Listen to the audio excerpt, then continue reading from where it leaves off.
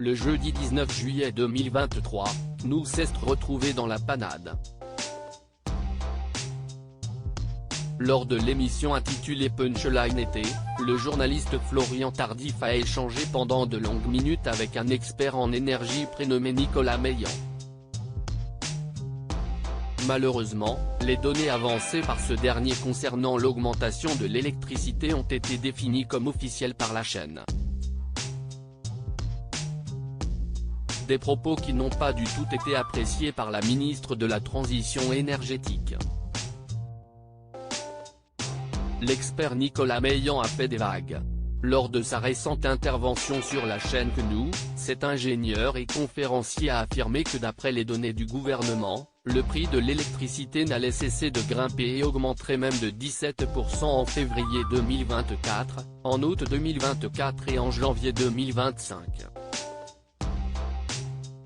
Une situation ingérable pour les Français qui a fait débat pendant de longues minutes sur le plateau de l'émission Punchline été. Mais à peine cette intervention terminée, la journaliste Nelly Deynac a pris la parole en direct pour rectifier une erreur de source qui faisait déjà lourdement débat sur les réseaux sociaux et notamment Twitter.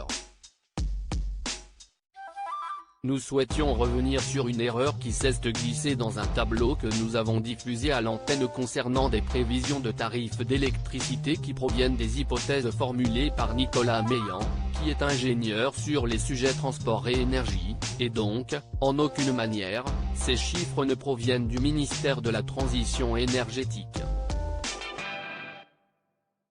Nous vous prions donc évidemment de nous excuser, s'est exprimée la jolie blonde. De son côté, Agnès Pannier-Runacher, ministre de la Transition énergétique, s'est immédiatement emparée de son compte Twitter pour pousser un gros coup de gueule. Un supposé expert diffuse de fausses infos sur le prix de l'électricité.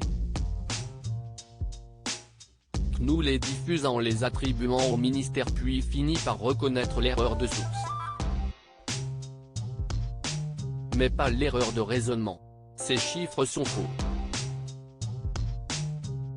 Ils relèvent de la manipulation, s'est emporté la femme politique.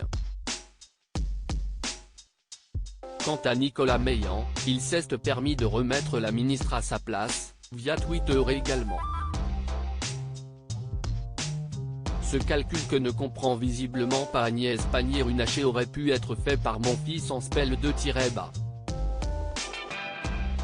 Le gouvernement doit assumer la fin progressive du bouclier tarifaire égale facture qui double, ou suspendre la reine, ce que nous avons recommandé début juin, a-t-il asséné avant d'ajouter, pour clore cette polémique sur ce tableau de CNews, attribué au gouvernement puis à moi, si est une projection basée sur le tarif de 300 € MWh recommandé par la CRE en 2023. 75% à rattraper en 4 fois ça donne bien 10% puis 3 fois 17% si est progressif comme annoncé par le gouvernement. De quoi échauffer encore un peu plus les esprits.